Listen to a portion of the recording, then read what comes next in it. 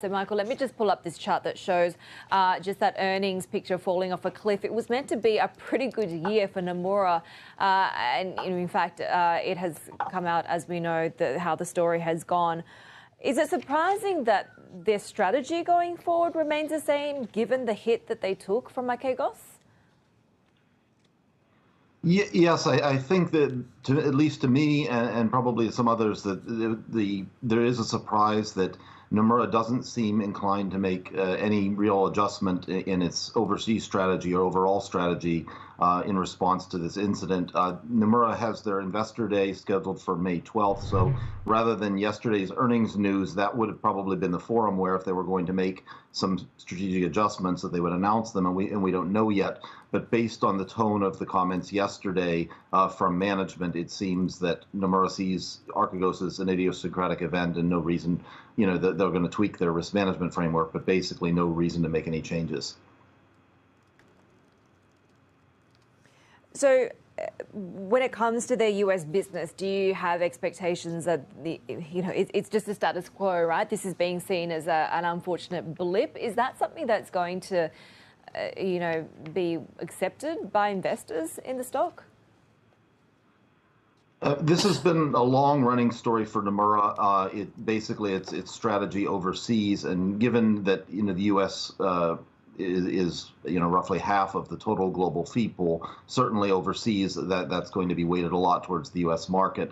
And so Nomura for more than a decade or has been trying to increase its presence in the U.S. market. And sometimes they do quite well, but then we often see things like this Archegos loss, where it's just not very stable, and on average the returns are not that good. So whether investors will accept that, I think that's reflected in Nomura's current share price. But I think Nomura is sticking to what they've been doing. Michael, volatility has been a boom for trading desks at banks. This GTV chart on the Bloomberg, though, showing how the VIX has really remained muted, pretty subdued this year, and is nearly back in that 2020 volatility range, but not quite. What does this mean for Nomura? So one of the things is, although we haven't seen any big changes, and this is for the new CEO, this was going to be a great first year for him, and unfortunately his first year ended on a sour note. For the near term, the business environment for Nomura looks quite good. I think the investment banking pipeline is pretty thick. A lot of M&A deals, and so one of the indicators I do look to try to gauge how Nomura is probably going to do is the VIX. We don't want it. The worst for a company like Nomura is if the VIX is very low. Say if VIX is around 10. If we go to an environment where there's just not very much volatility, nothing is moving. But and of course, if VIX is very high, usually the markets are falling, and that's not good. But 2020 was great. We had VIX, between 20 and 30. I think for the near term, it's certainly you don't go immediately from 25 to 10 in one day.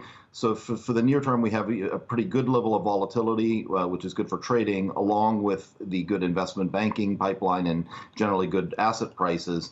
But looking out 2 or 3 years, the environment may not be as good as it will be, is likely to be in 2021, and it was in 2020. Michael, how does Nomura's performance in the past and also outlook compare to other Japanese banks like Mitsubishi UFJ or Mizuho? Well, one of the most direct competitors I use for Nomura is Daiwa, because Daiwa Securities, although it's smaller than Nomura, similar to Nomura, its focus is on the securities business. Mitsubishi UFJ and Mizuho, because they do have very large securities businesses, not as large as Nomura's, but because they have even larger banking businesses, they tend somewhat different trends. But if I compare Nomura to Daiwa, they have generally around the same average ROE, or even Daiwa's might even be slightly higher, even despite its smaller scale. But the big difference that I see is that Nomura's results are much more volatile than Daiwa's. Daiwa, even if the ROE isn't as high as I would like in recent years, it's quite stable, and they've done a good job of reducing risk, and I think that's shown in their shareholder returns. Meanwhile, Nomura, they haven't really successfully generated a higher average ROE, yet there's a lot of volatility, and that's what we see with the Archegos. So I think really what the onus is on Nomura to show that they can generate higher average returns, and that we're not going to have a case where every time we have a good year like 2020, it's going to end in losses like this one.